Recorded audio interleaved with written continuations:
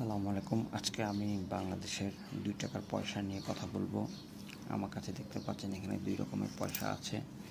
প্রথমে বাংলাদেশে এই পয়সাগুলো ছাড়া হয়, তারপরে ছাড়া হয় হচ্ছে এই পয়সাটা।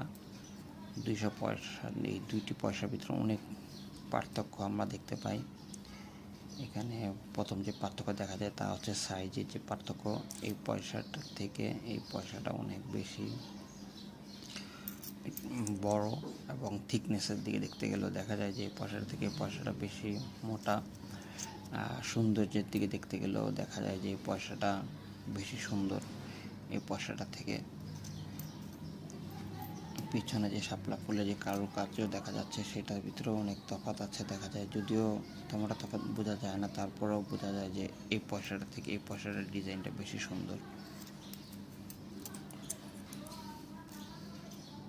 আপনারাই বলুন আপনাদের কাছে কোনটা বেশি ভালো লেগেছে, কমেন্ট করে জানাবেন।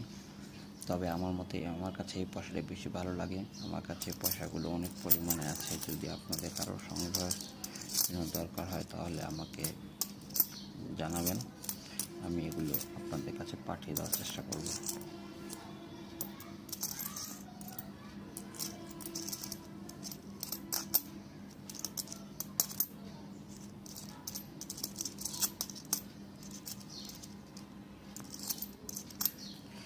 এই পয়সাগুলো বের হয়, এটা যেমন বের হয় 2004 সালে, আর এই পয়সাটা হচ্ছে 2013 সালে, অর্থাৎ 2010-এর পরে এই পয়সাগুলো মার্কেটে ছাড়া হয়।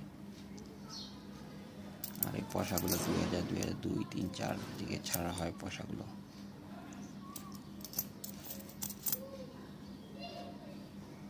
এই পয়সা 2008 সালের পয়সা, আর এখানে যে পয়সা দেখতে পাচ্ছেন এটা হচ্ছে 2004 সালের পয়সা।